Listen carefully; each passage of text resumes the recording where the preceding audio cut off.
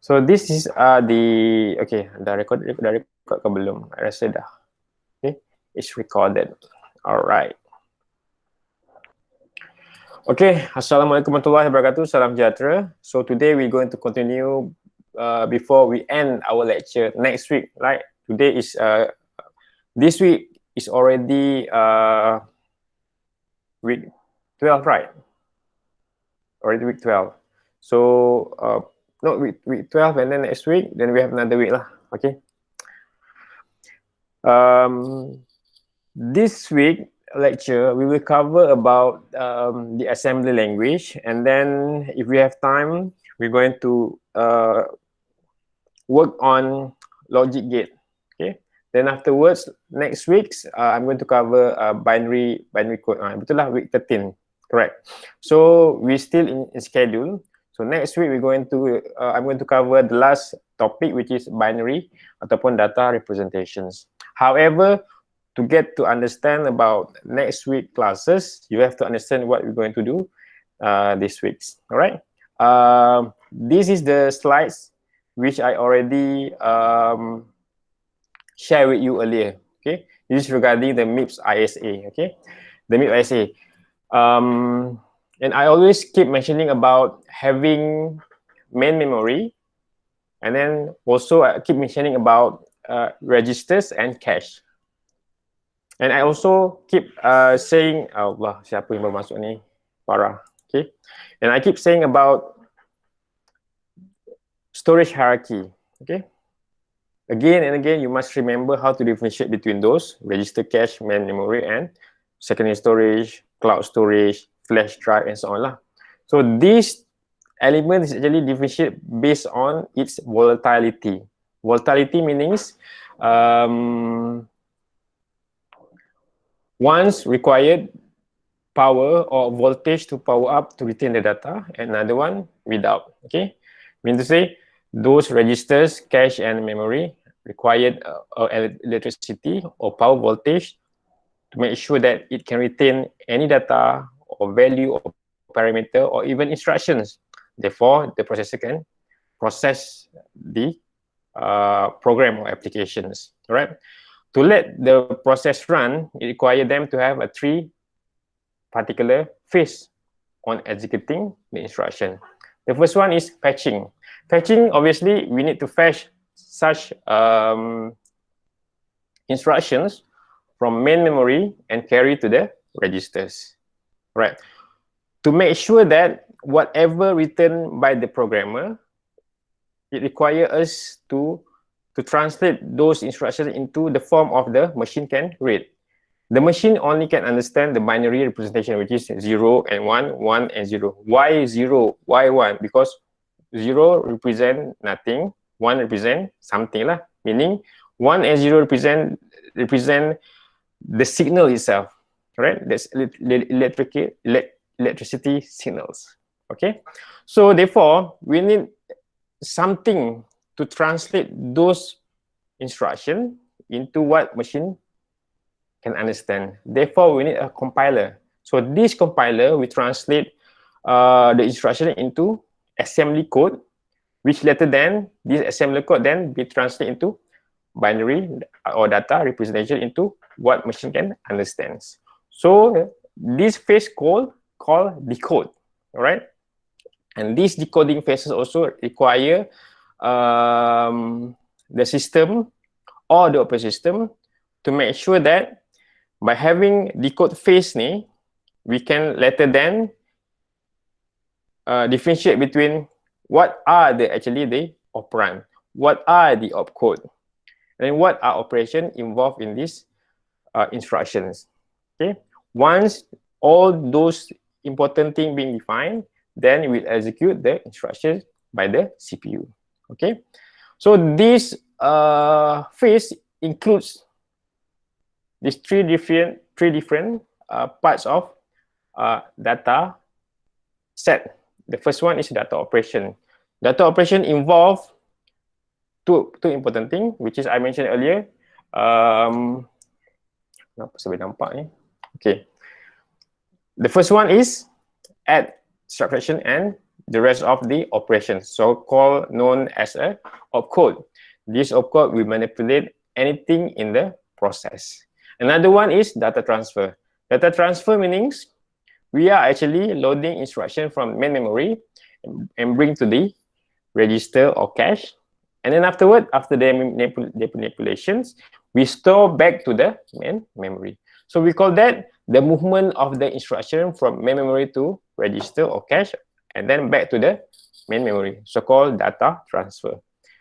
And the next one is sequencing. Sequencing ataupun jump atau branch if equal means it control the cycle of how the instruction being implemented ataupun executed. So if the application or the instruction should run 10 cycle, so after, what happened after 10 cycle? So meaning the operating system must define after the 10 cycle, the instruction must terminated or stop to run, and then to let other instruction runnings. So I already mentioned to you about the example, which is C program. So we have a few lines of code here.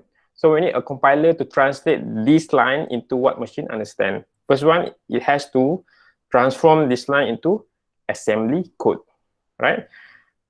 And this assembly code carry from main memory and brought to the registers. And we have here, over here, jangan lupa kita ada, sekejap saya buka pen. Kita ada address over here, and we have over here as well the instruction. This instruction then being called to the register and then manipulates. All right. How about the parameter? How about the value? The parameter and value are specifically brought to the register straight away. Okay.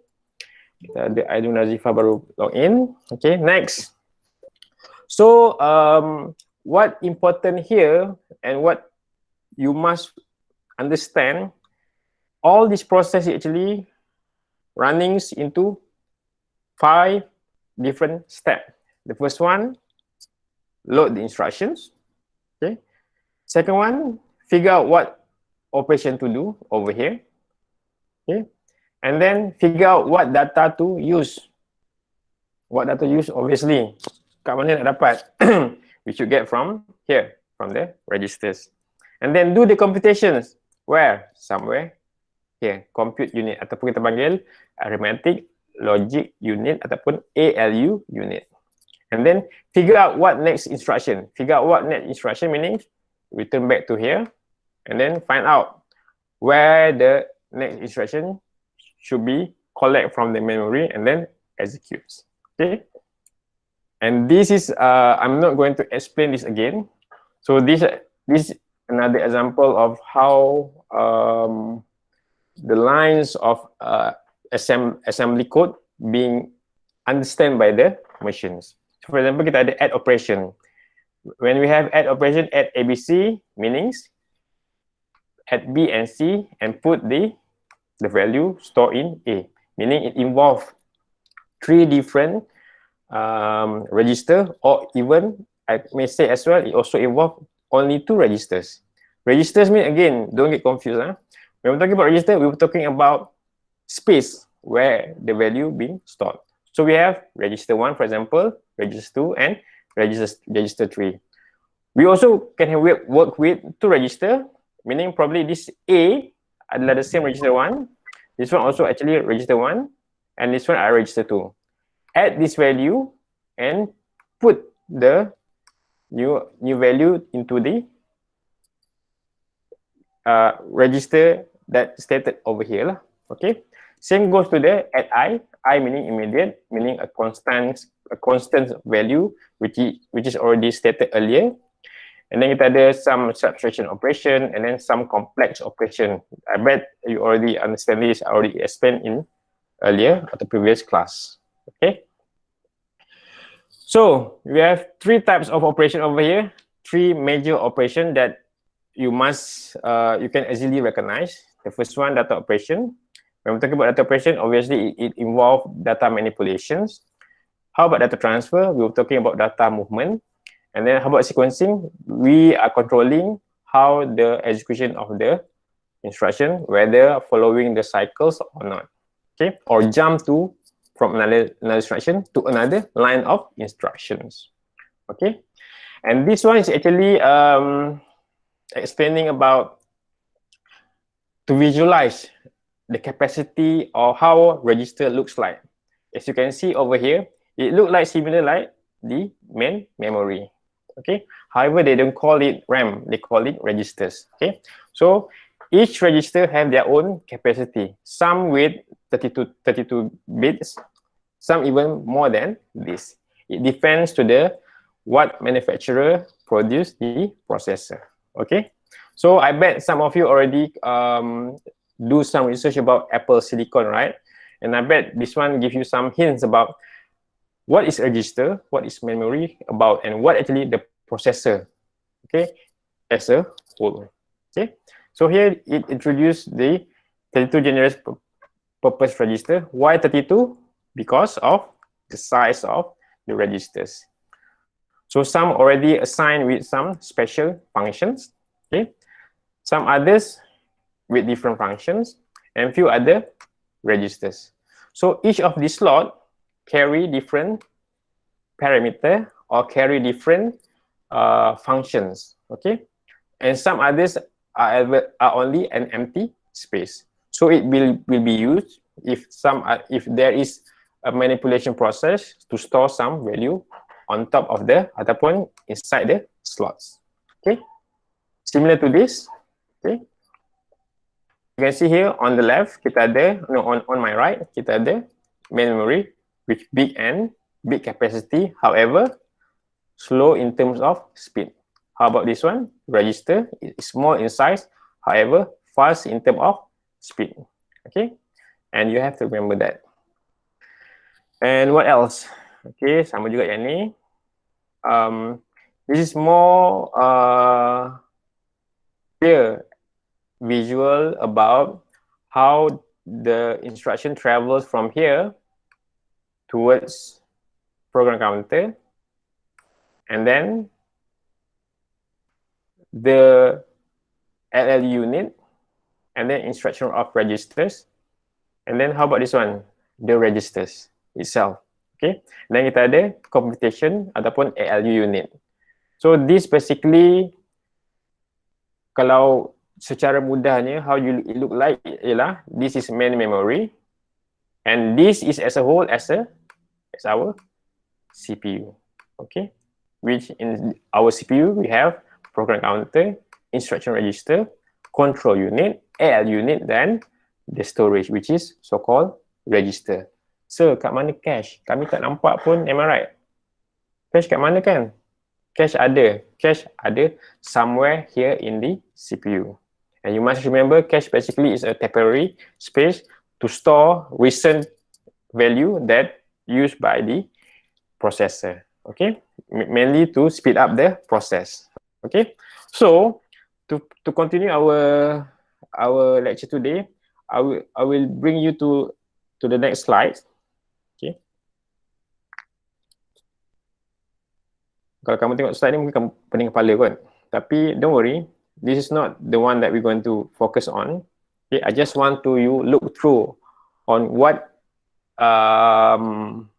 exactly assembly language is. Okay, so here dari mention kat sini, okay, kita ada dua benda. The first one is when we're talking about assembly language, we were talking about, you should think about how two person, the analogy is how two person communicate. Imagine if I deliver this lecture in Korean language. Can you understand? Obviously not, right? So it requires you to work, to have another skill, which is obviously you need to learn some Korean language. Therefore, when I deliver my lecture in Korean language, obviously you can understand. How about those yang tak? Confirm lah tak faham, am I right? Same goes to what happened here in our operating system ecosystem. The application, the software written are written by the programmer, and obviously the application written in human readable machine language, which is programming language. Kita ada C#, kita ada Python, kita ada apa tu C++, Objective-C. These are all programming language atau kita panggil tools untuk menulis sebenarnya. Alright?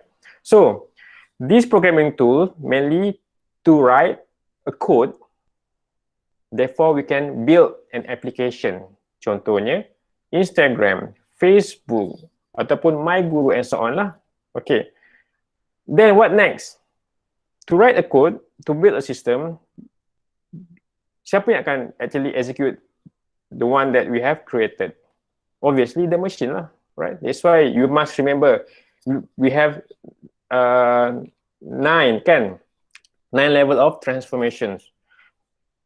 At the top, kita ada human problems, followed by algorithm and so on. At the bottom, kita ada logic, and kita ada circuit, kita ada board, betul tak? So that one is actually machine level or hardware level. So how to make them understand? So we need to write a code which is easy for us as a human can write, and then transform into what machine can understand, which is a binary code. As you can see here, computer only understand 0 or 1 or 0. Why 1, why 0? Because of this is actually electric signal. 0 available, 1 is 0 not available, 1 is available. And human,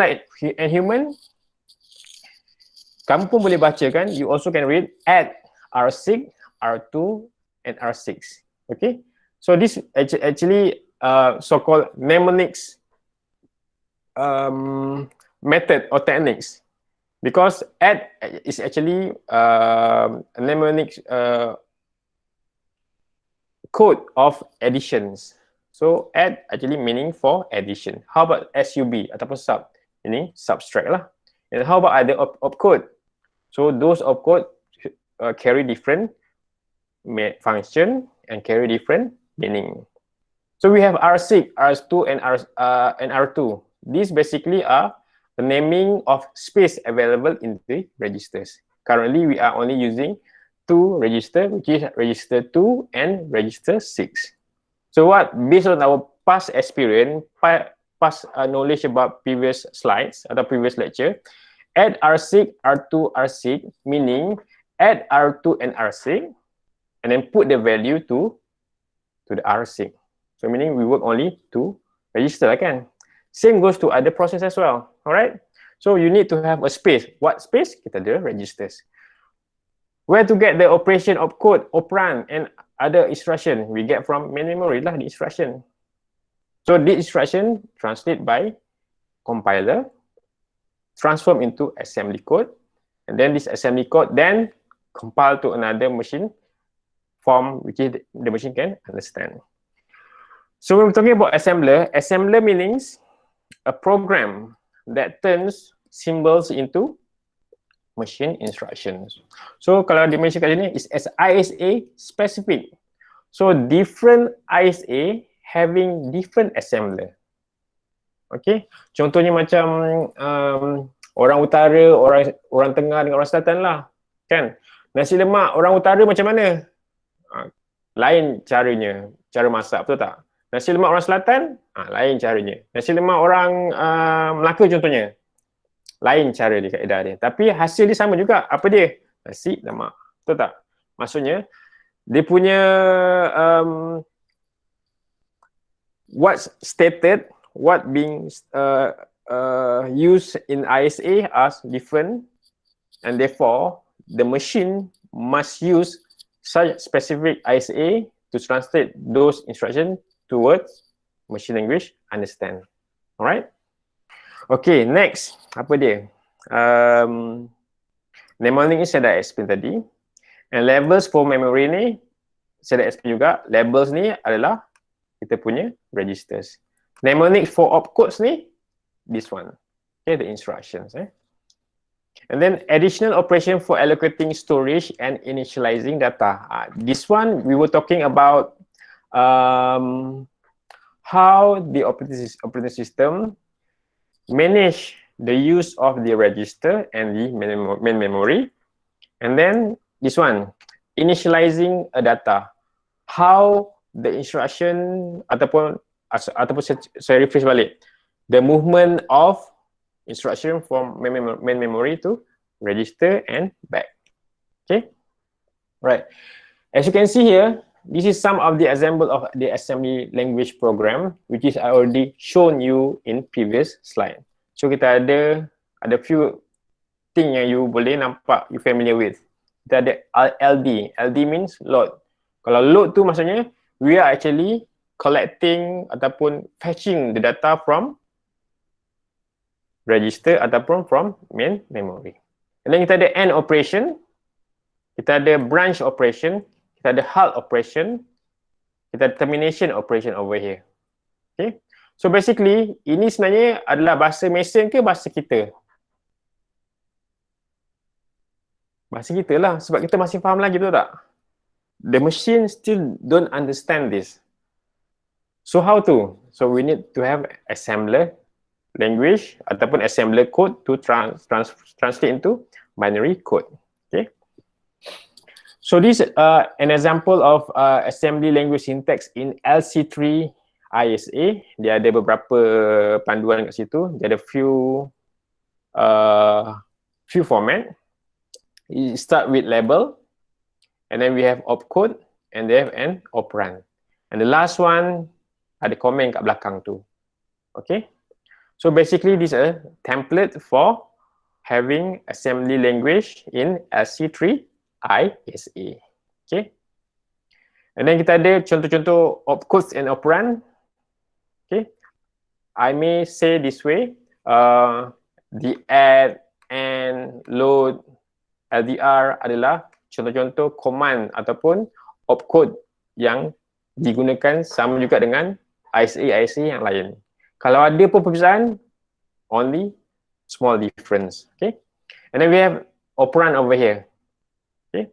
Operands means where we get the value from and where we're going to store the value later on. Okay. So it's basically when we're talking about operand, we're talking about the registers, numbers, labels. Kalau register ni obviously is a space. Kalau number ni value. Kalau label ni maksudnya how you address that particular space to be addressed by the program. Contohnya R1, R3 ataupun R6. Itu adalah labeling for that particular storage, which is register. How about main memory? Memory pun ada, tapi dia adalah based on address. Okay? Macam kamu lah. Okay? Masuk hostel. Okay, nama siapa? Siti. Okay, blok A perempuan, blok B lelaki. So, nama awak Siti. So, awak blok A ke blok B? Obviously blok A lah, sebab blok A adalah untuk perempuan. Betul tak? Kalau nama you Ahmad, blok A ke? Salah lah kalau masuk blok A kan. You have to masuk blok B. Alright, sama juga dengan kat sini Itu maksudnya register. Jangan confuse with operand ke opcode Okay. And labels seperti saya masukkan tadi, and kita ada satu lagi comment. Okay. Ini adalah contoh-contoh assembler directive, meaning to say the operations done by each opcode. So for example, kita ada .org. This basically the meaning of give meaning about the starting address of the program. So if you're looking for the starting address of the program, you can use this particular opcode. This one basically .end to terminate the programs. And sama juga dengan yang lain juga lah. And then trap. Trap basically is a way to manage the use of the registers. Meaning to say, this one will help to manage to avoid the system to enter the so-called crash ataupun saya lupa lah dia punya term dia. Satu is either crash or apa dia lagi saya selalu mention dalam kelas? Corrupted, yes. Crash or corrupted. So this basically to handle and to ensure only dedicated instruction run on that particular spaces. Contohnya, kalau if we have a process A should run from, let's say, address from 0 to 10. Okay, so the system only have to make sure this process run between 0 and 10 addresses. If not, the trap will executed and display error will be displayed on your system. Ataupun, if not, the system will automatically terminated that process. Okay, so if you can see over here, kita ada halt. Halt is actually a trap X25 mainly to halt the execution and print message to console. What message? Error message lah. Alright. And kita ada in basically trap X23 basically to prompt ataupun deliver a message regarding the errors. And we have out, get, see, and puts. Okay. Style guideline ni saya skip. Sample program pun saya skip. Character count ni not that important. However, you can read, but I'm not going to cover this. Right? This, when we're talking about character count, this basically helps for you to count the binary code available in the system. Kalau kamu nampak kat sini, kita ada ASCII code. Okay, ASCII code. This ASCII code meaning a convention of what kind of language used by you, by the programmer, and to translate to the what readable machine form lah. Okay, so we have such one particular standard. Contohnya, adakah anda menggunakan bahasa Inggeris UK ke menggunakan bahasa Inggeris US? Okay, so this ASCII code 4. Okay, this is the last one. I guess the last slide yang I akan cover. Okay. When we're talking about assembly process, simple je. Translate what programmers have code into what machine can understand. Okay, which is translating from assembly language program to executable image. Dekat sini nanti, here only the processor can execute your program. Alright, to enable that, it has to pass first pass and second pass. Okay, first pass usually scan the program file, find labels, and then calculate the corresponding address. Okay, corresponding address mainly for what? Okay, mainly to either allocate the instructions or the parameter, and this is called symbol table. Okay, and next one, second pass. Second pass mainly to convert the instruction into machine language. Okay, so if you don't pass the second pass, meaning if you only have first pass tapi tak second pass, maknanya the machine or the computer still cannot execute your process sebab the instruction is not understood by the machines. So this second pass mainly to converting whatever you have in assembly code to what machine understand. Okay. You all kan dulu kan dekat sekolah dia bahasa apa? Mafadafa, difi, dufu, kufu, apa benda dah. Kan? Itu saya tak faham lah. Hanya orang yang memahami kod itu saja yang faham penggunaan dafa, difi, dufu kan? Betul tak? Sama juga dengan our assembly code ni. It will convert whatever written in assembly language program into what machine understand, which is a binary code. Okay. Okay, this one practice. Okay, another one, the last one. Okay, so once we already convert the assembly language program into executable code, but before that can happen, we have another thing to figure out, atau we have another phase to do.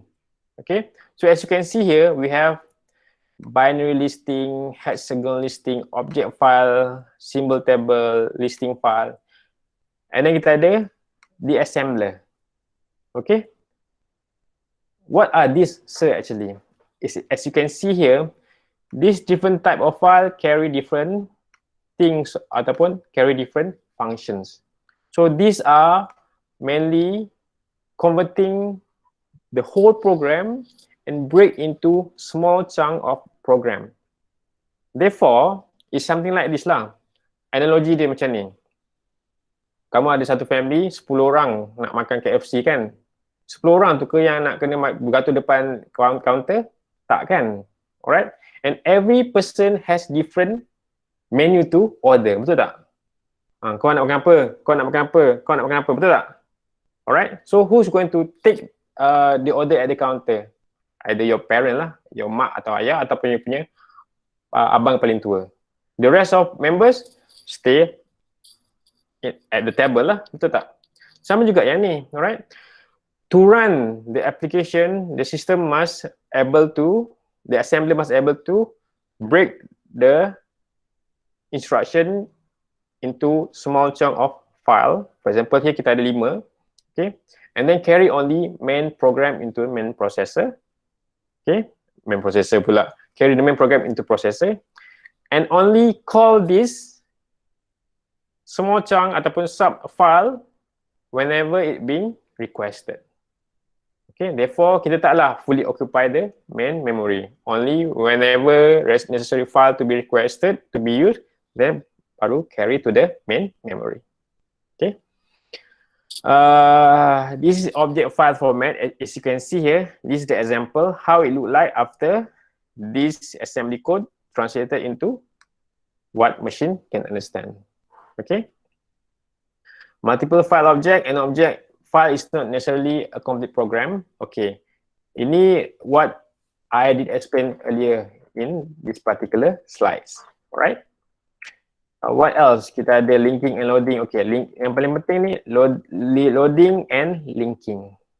Loading, known as the process of copying executable image into main memory, and linking is the process of resolving symbols between independent object file, which I can show you in this simpler slide.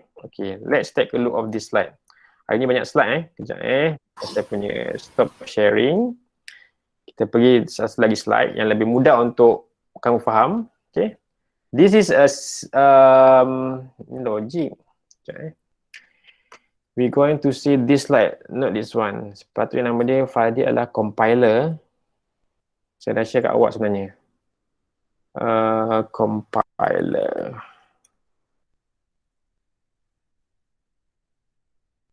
Compiler. Anyone with any question? Ada tak soalan nak tanya kat saya? Ke faham semuanya? Ada ke tidak korang dekat dalam grup ni? Doktor nak tanya. Panggil saya sir je. Okay sir, nak tanya apa kaitan antara assembler dengan compiler? Assembler compiler. Ni lah saya tunjuk ni kejap. Mana file dia? Okay. Ni. Sabar. Advance sangat awak ni. Okay. It getting through. Kejap. Saya nak buka Okay. Mana dia? Mana dia? Compiler. Oh, this one. Allah. Patut tak nampak. Dia ada dah kat situ. Cuma saya tak nampak. Mana orang yang lain? Yang buka kamera 2 je. Yang lain ni apa cerita? Tak nampak pun muka. Sebaiklah ada peneman kat sini kan. Yang lain semua I tak pasti. Are you there or not kan? Ada. Ada. Ada. Okay. Barulah seronok saya nak mengajar. Kan? Ini muka pun tak nampak. Aduh. Okay. Menjawab soalan Nuraini tadi ni. Okay. Apa dia? Apa kaitan antara assembler dengan compiler? Okay. Tengok sini. the previous slide I have shown earlier are simplified into these slides. Okay. Contohnya, kita ada HLL sources ataupun high level language source, ataupun saya boleh katakan ialah a code ataupun program wrote by the programmer. Bila sebut high level language, meaning obviously the code that you can understand lah, the programmer. Okay, and then we need to transform this kind of file to the executable file. Therefore, the processor can execute your instruction or your process. Barulah you boleh guna Instagram ke, boleh guna WhatsApp ke, boleh guna browser ke, kan? Okay. And how this process happen? Okay. So, menjawab soalan orang tadi, kita ada compiler, kita ada assembler. Alright. So this compiler will translate whatever wrote by the programmer over here into assembly code. Okay. So this assembly code then will be translated into object file ataupun binary file, meaning a language that machine understand. And then afterwards, we need to use a linker.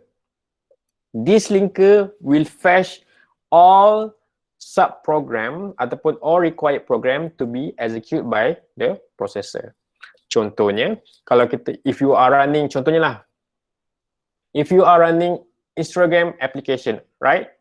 Obviously, you have long code of Instagram applications, right? Before this code ataupun the program being executed by the processor ataupun your machine tu, your laptop ke ataupun your mobile device, it need to go to this process lah. Alright? So, first of all, you need compiler to translate into assembly code. And then afterward, you need the assembler to translate into object file ataupun binary. Okay. Satu contoh. I bet everyone have Instagram, right? How many of you click setting button every time you use the Instagram? Jarang kan, betul tak? You only click the setting function whenever you need to do something about it lah. Either edit your profile ke, edit your privacy setting ke, right? But all the time, you only click the application, scroll, like, scroll, comment. Betul tak? Ada tak you scroll setting? Scroll setting, no, right? Orang gila je buat. So the setting function is rarely called by you, betul tak? Therefore, linker ni, this linker only call whatever function used ataupun requested by the operation. Contohnya, by using Instagram, or only the operation that always used by the user is liking part ataupun comment, right? And scrolling part. Only those part being carried to the processor. Okay, got me or not? All right. For example, this particular line of code. Okay. Some sample basic code. Memanglah simple, tapi setengah orang tengok benda ni dah takut dah tahu. Right. So for example, this one only to do addition operation. Apa dia? Add A with constant 5 and then put the value to B. Betul tak? And then this line mainly to display the result. And then afterward, we turn back to 0 to run another cycle of these instructions, right? Okay. As you can see here, on my right, is basically the code that already translated into assembly code from, currently we are using compiler, GCC compiler lah. Compiler GCC ni translating test.c file ni into test.s file. Meaning to say, test.s file ni adalah assembler code form of file. For example, kita ada main. This main already translated into this chunk of assembly code, followed by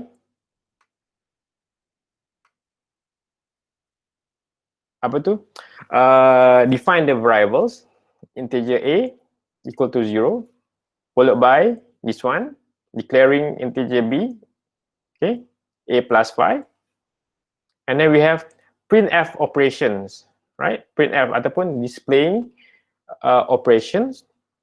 Tapi sebenarnya this printf operation are not available in assembly code itself actually. Kalau kamu perasan kat bawah ni dia ada buat panggilan. Dia ada call printf. Okay. Call printf ni maksudnya apa? Call printf ni it call the function from the library.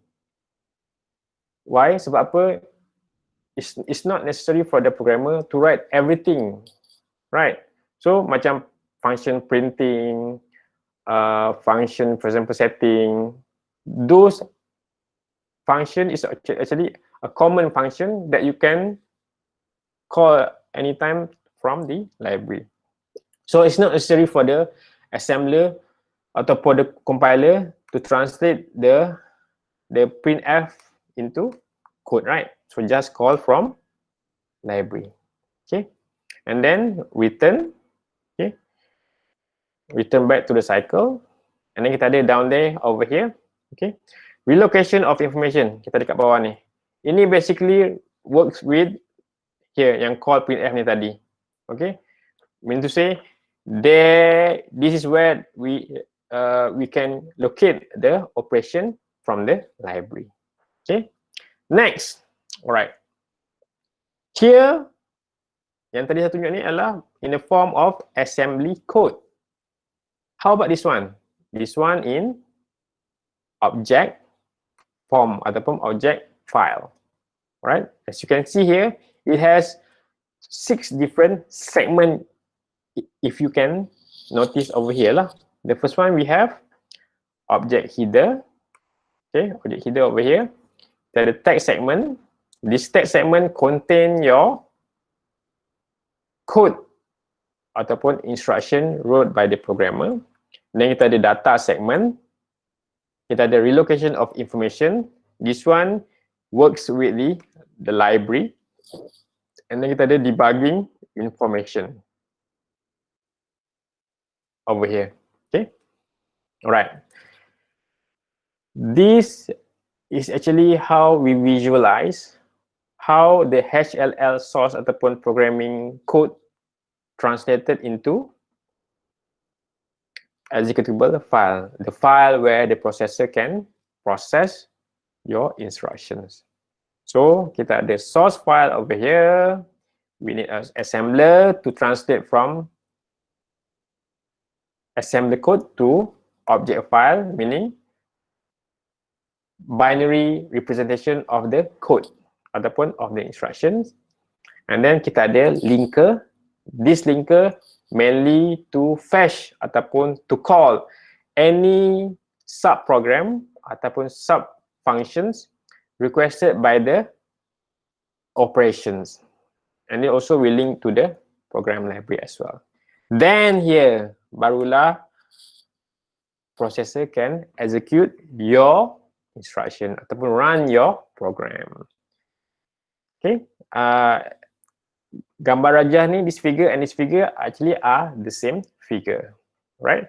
So kita ada source file over here, okay, and then kita ada object file, and then kita ada library, and then kita ada linker, and then this executable file will be carried to ataupun execute by the processor, okay, right? Okay, what happened then? Okay, once the file being transformed into executable file, the OS then runs the loader, okay, runs the loader to begin the executions. What they do is actually allocate memory, define how much space required to run this applications.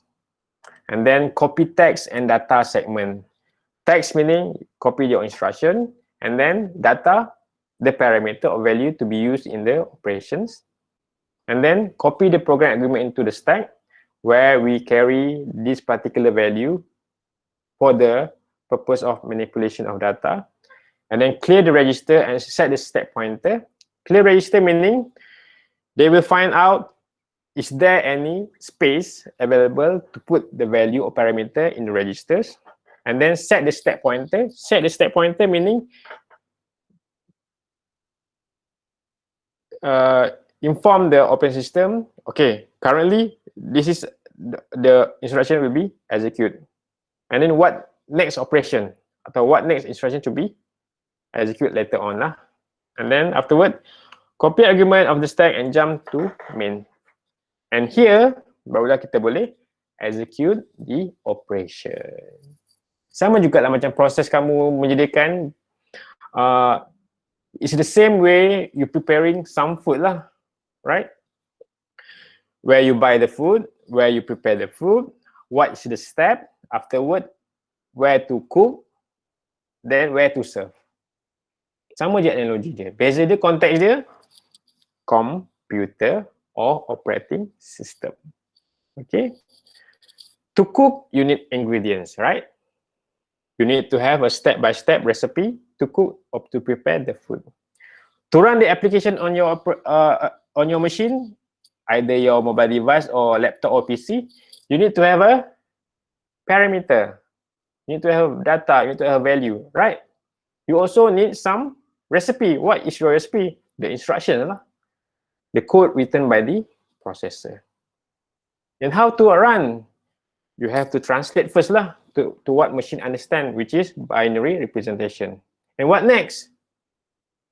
Create executable file and then run. Siap.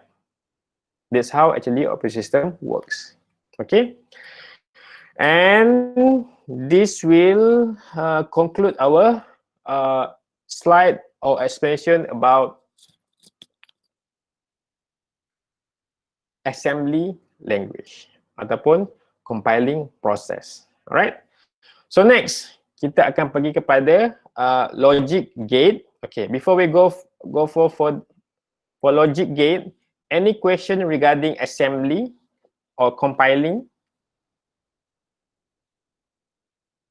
Tak ada. Ada ke tak ada? Ha? Tak ada eh? Semua pandai-pandai belaka kelas saya ni ya. Okay, what next? Alright. Kejap saya kena pasang bateri. Bateri dah habis. Aduhai. Tak ada soalan ke korang ni? Seronoklah jadi pensyarah sekarang ni. Tak ada soalan pun. Dulu masa saya mula-mula jadi pensyarah tahun 2006. Okay. Perkara saya boleh benci lah, saya selalu gaduh dengan student. Gaduh dengan apa tahu? Sir cakap ni salah lah sir. Sebenarnya macam ni lah sir. Saya ajar mathematics masa mula-mula masuk UPSIDU. Saya ajar maths for IT. Memang bergaduh lah. Sir, cara sir salah lah. Cara ni paling mudah. Sir, saya rasa ada cara lain. Kan? Tapi baguslah. Kita in academia, kita berbincang ataupun berbual dengan cara akademik, cara nak mendapatkan jawapan yang paling tepat dan betul. Mungkin ada kaedah lain yang lebih kreatif kan, right? Tapi saya tak nafikan lah sebab when we talking about computer architects and organization topic, we supposed to work with computer maintenance, producing a processor, okay, work with installations. However, too bad lah, this semesters you are not able to pace through that one lah. Okay, tak apalah. Tapi before we end up our class today, I will share something with you about what we can do with that. Okay, alright. So now we need to see first about the this one, logic gate expressions. This logic gate expression is mainly to explains to you what the meaning of the data representation we have to work with in the next class, right? Why we need to learn about logic gate expression? Because we need to know about the how the signals being used in running our operations, right? Kalau kita write a program, if we take a look on our level of transformation, at the top kita ada problem kan? Last sekali at the bottom kita ada circuit, betul tak? Right? So this circuit ataupun electrons, this electron are the only way to execute ataupun run our applications. So this is already, we are now actually at the hardware level of understanding in running our program. Okay, so we have three basic gate. Kita ada NOT, kita ada AND and OR. Not mainly to actually known as a converter node. Okay, usually it will convert from 1 to 0 or 0 to 1, atau kita panggil sebagai flip gate. Alright, kita ada AND gate, draw like this, and kita ada OR gate. Okay, AND gate will accept we will shall define the truth table afterwards, but what you have to know is we have three different gates: NOT, AND, and OR. All right, and obviously NOT has one inputs, AND has two inputs, OR has two inputs, and result will be represented with Z. Okay, all right. And it's also, you must also understand about how you write a statement about this particular gates. Okay, so the result of Z actually written as a NOT A, and this result will be written A and B, and this one A or B. So it's quite pretty simple over here, and I bet some of you already learned about this in your faculty, right? Okay, if you don't understand, please stop me at any time. So kita ada Z not A, Z A and B, Z A or B. Okay, how about this one? How to write the results? Can Z is what? Z equal to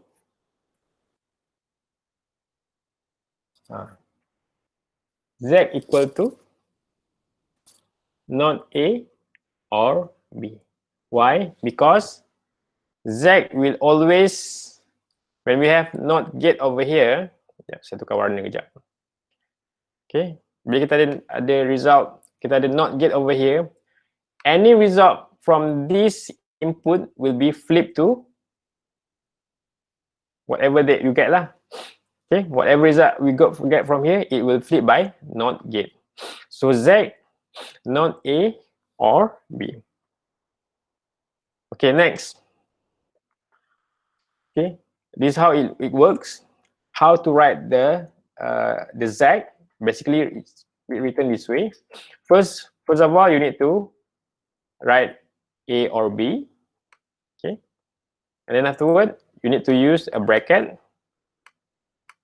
to flip the result, which is kita ada not gate, and then you get the result as a not A or, alamak, saya tak nampak lah. Okay, mana dia? Okay, the correct one is not A or B. Kenapa yang kat bawah ni salah?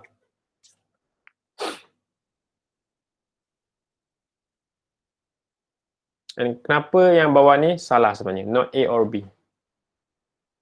Okay, kalau nak ikutkan sebenarnya not A, not B ni, dia dah it create different kind of gate actually, different gate. Sama juga dengan yang ni. Okay, not A or B. Sebab apa tahu? Each of this gate has different kalau dalam opcode tu ataupun mathematical operation, kalau kita ada tambah, operasi tambah, multiplication, subtraction, which one goes first? Dia ada hierarchy dia. Okay. So you have to remember this hierarchy. Okay. Ataupun so-called the order of precedence. So meaning it first followed by not, the important followed by not, and then and then or. Okay. How this apply? Let's see on the next slide. And you must always remember that the content of brackets always come first. Banyak pula mesti masuk ni. Siapa yang masuk mesti ni? Okay. Alright, next. So this one, Z not A or B. How about down here? Sama ke tidak? Lain kan? Lain. So we first A or B, and then kita bracket kan the not A or B. How about this one? Okay. So this one obviously not A. We will not this first. We flip this input first, and then baru kita run OR gate. Okay, not A or B. Okay, try this one. Ni macam mana pula? Cuba buat. Z equal to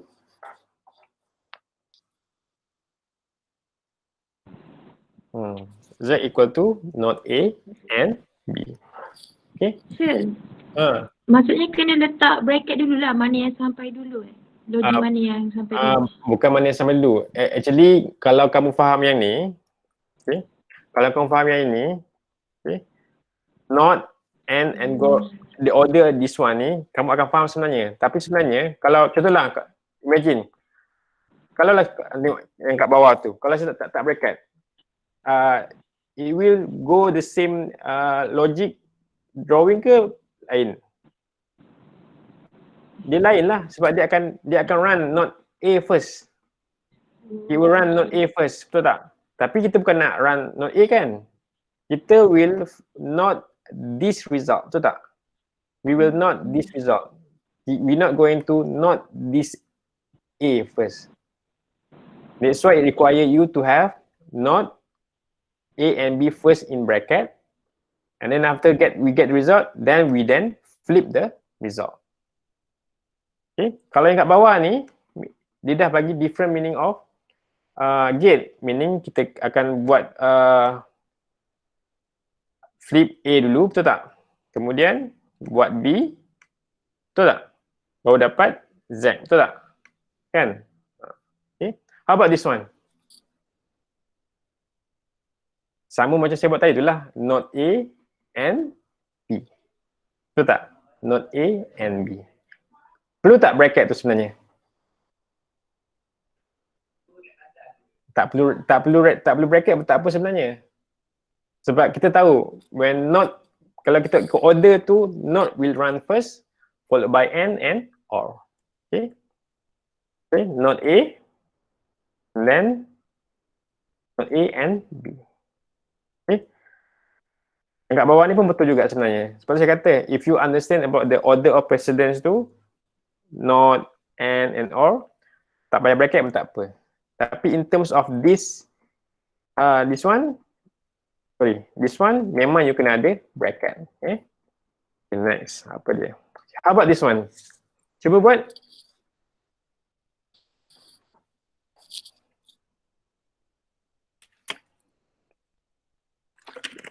So do one pula. This one involve two different gate, not gate dengan or gate juga. Tapi dia ada two not gate. Okay, so macam mana nak buat? Oh, so Nurain jawab not A or not B, betul tak? Betul lah, not A or not B.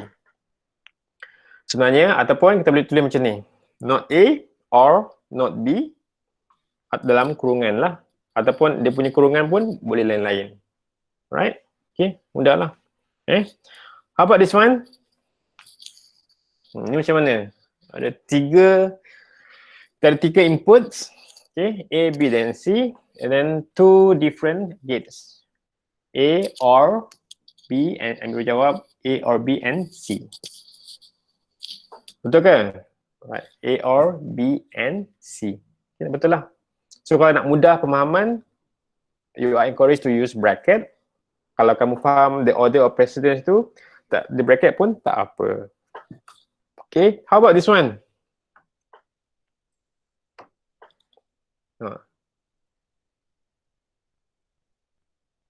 A and or B and C. Okay, macam ni. A and B or C. Okay. A and B or C. Okay. Okay. Tadi kamu dah tengok based on gate, you write a statement. So from the statement, can you draw the gate? Cuba draw the gate. So ada how many inputs over here? Kita ada 4 inputs. Kita ada A, B, C, D. And then kita how many gate? Kita ada 1, 2, 3 gate lah. 2 AND, 1 OR. Dapat tak?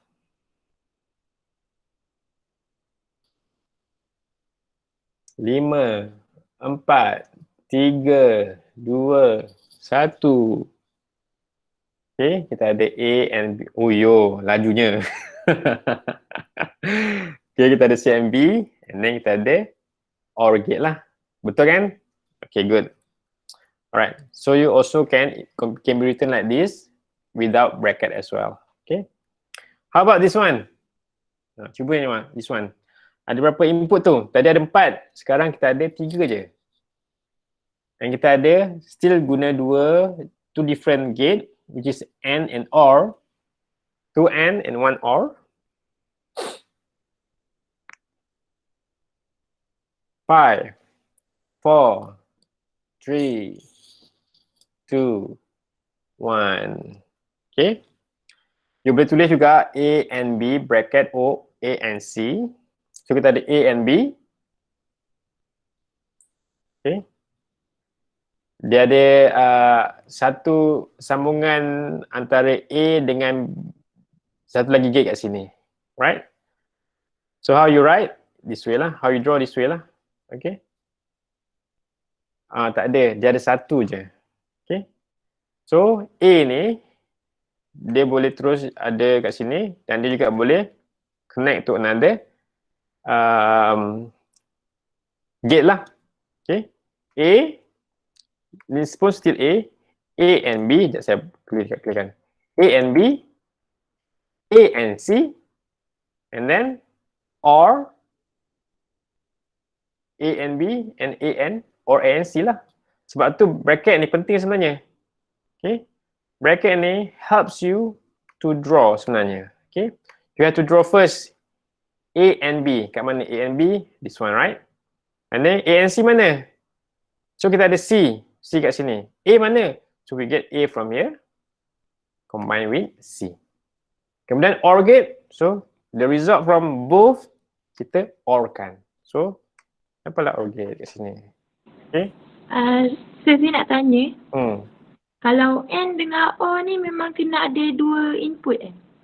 N dengan O tak juga. Tak semestinya. Tak sebenarnya. It depends to the case by case lah. Kita cuba tengok yang seterusnya. Okay.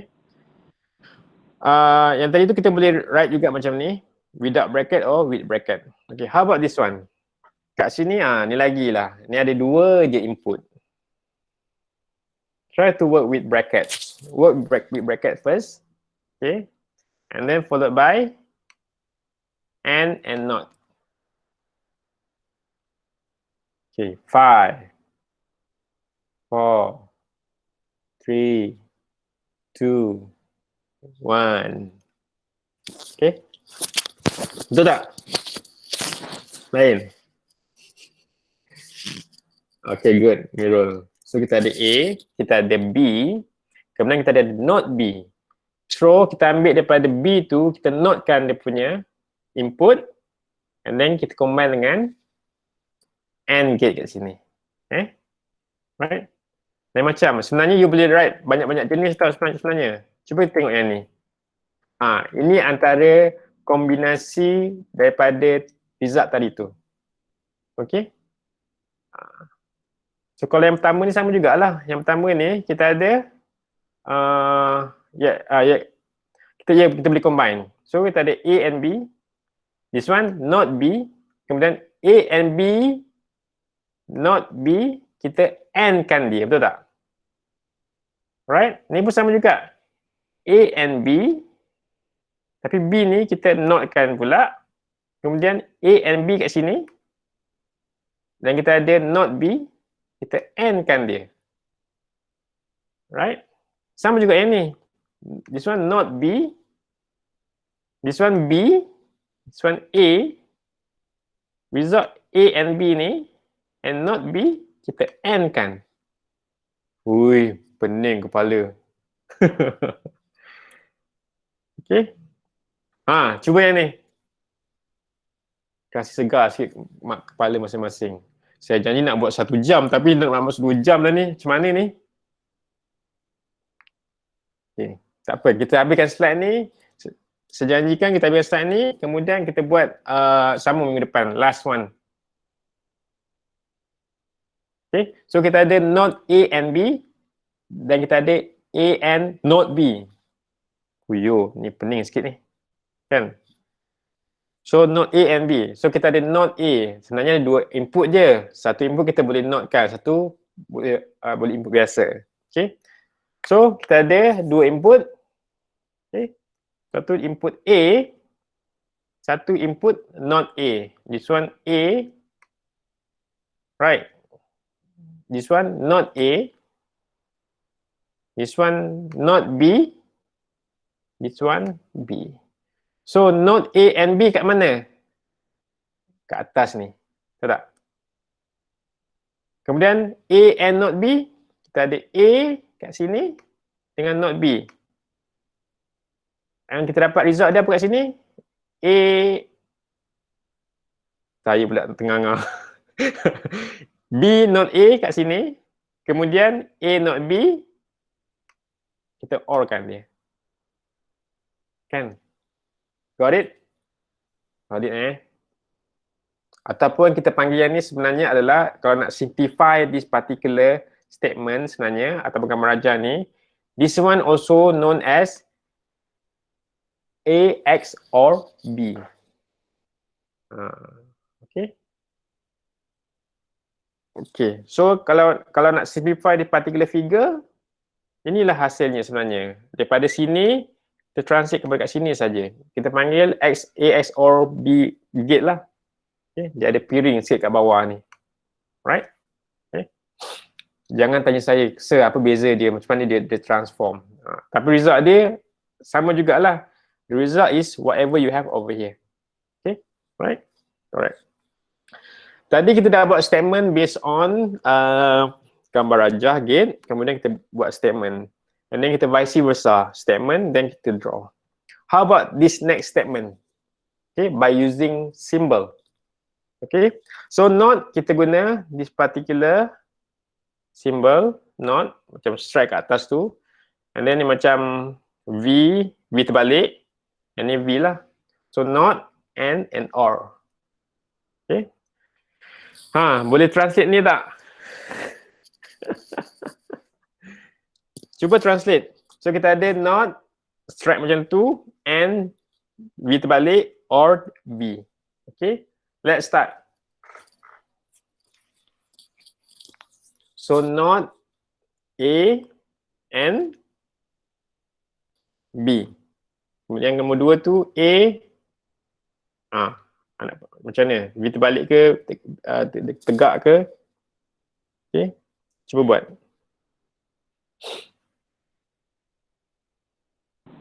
Bracket tu pun nak kena tulis ke? Bracket tu kena lah. Okay. Okay. Saya bagi 20 saat.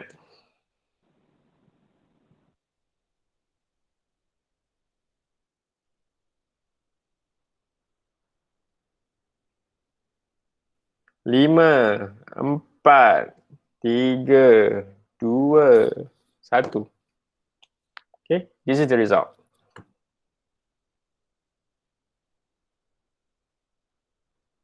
Okay, so strike tu Kemudian kita ada V terbalik, V terbalik, V, and so on lah. Sama je lah. Ini paling mudah lah. Okay. Alright. Tamat. Okay. Okay. Sepatutnya kita boleh buat apa tu, combining logic gate sebenarnya. Okay. Kita boleh buat jap mana dia? Mana saya punya slide? Saya boleh present yang ini sebenarnya. Combining gates. This one we will work with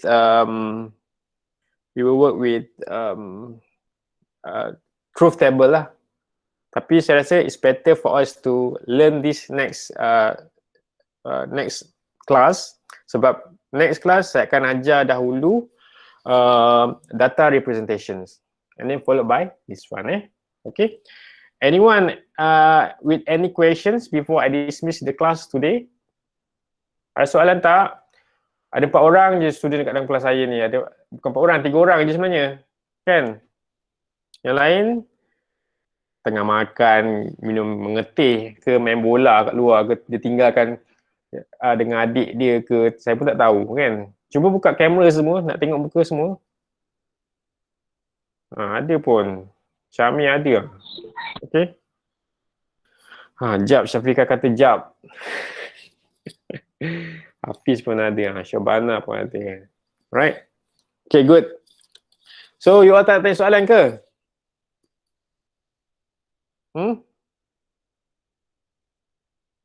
Sir, pentaksiran akhir kita buat apa? Kita buat main-main je. Okay guys. Sebenarnya kenapa saya start kelas lewat hari ni? Sebab hari ni kita orang buat vetting pentaksiran akhir lah sebenarnya. Alright? Saya lihat banyak,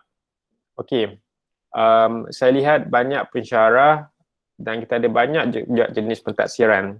Ada pensyarah yang buat multiple choice question untuk sebagai pentaksiran akhir. Senang tak? Senang lah. Bagi korang 3 minggu, lepas tu korang buat kelas masing-masing, jawab A, B, C apa. Mana boleh kan? Tak boleh kan? Itu dah nama buat apa tu? Itu dah buat, maksudnya macam exam juga. Tapi bagi 3 minggu. Jawab exam biasanya 3 jam, 2 jam. Ni bagi 3 minggu. Obviously semua orang akan discuss kan, betul tak? So, macam saya pula, saya akan bagi case studies. Okay. Soalan saya mudah aja, ada 2 soalan je. Dia bukan 2 soalan, 2 tugasan sebenarnya. So, you buat tugasan 1, tugasan 2, hantar kat Google Classroom. Okay. Dan tugasan tu memang tugasan yang paling mudah, yang kerap saya ulang dalam lecture ni. You all kena hantar dalam masa 3 minggu. So, soalan akan keluar semua dalam exam, dalam My Guru pada tarikh tertentu. You have to access the My Guru and retrieve all the questions. And then different subject has different requirement and requirement submission style, different kind of result. Macam saya, basically mostly on written. Okay. So, you have to answer. After you answer, tak payahlah you tangguh-tangguh sampai 3 minggu. Jawab, dapat terus jawab dan submit dalam Google Classroom. Right? Sebab ada subjek lain, ada kena buat video lah, kena buat profile lah, susah sikit. So, memandangkan saya dah bagi banyak, saya bagi banyak juga kerja kat awak kan, banyak video lah, kan. So, saya bagi tugasan bertulis je lah. So, suggestion saya, final assessment saya bagi tu, kalau boleh buat cantik-cantik lah. Ada gambar raja, ada tajuk, ada warna, kan. Macam saya lebih kepada esei pendek. Macam saya esei pendek. Kalau yang lain tu ada yang esei panjang. Macam saya esei pendek lah. Markah pun tak banyak. Macam soalan pertama tu ada 2 soalan. Satu soalan 10 markah, satu lagi soalan 5 markah. Sama juga dengan soalan nombor 2. So 2 soalan saja. Alright? So you have to wait for the result to come out. So ada calculation tak? Tak ada. Okay, alright.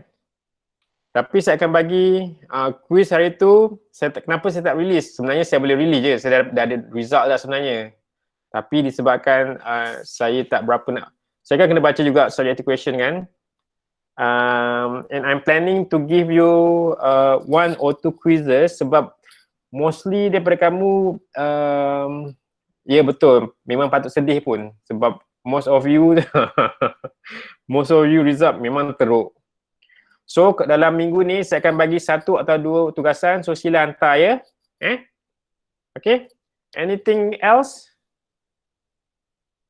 Tak ada? Okay, kalau tak ada, you may dismiss the class now. Okay, I shall see you next week. Okay. Thank you, sir. Thank you. Assalamualaikum. Yes, sir. Thank you, sir. Thank you. Assalamualaikum. Okay, thank you. sir. Thank you. Thank you, sir. Selamat berhari Minggu.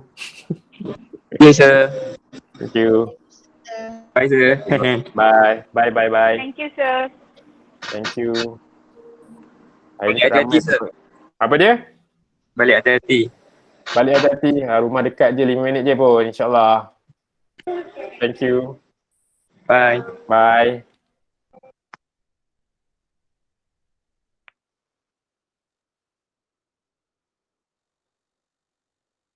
Okay, goodbye.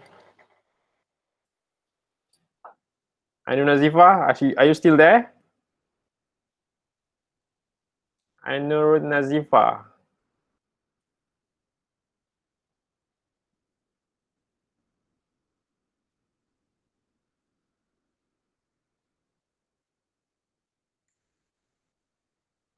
Ainul Nazifa ni ada ke tidak sebenarnya? Kan?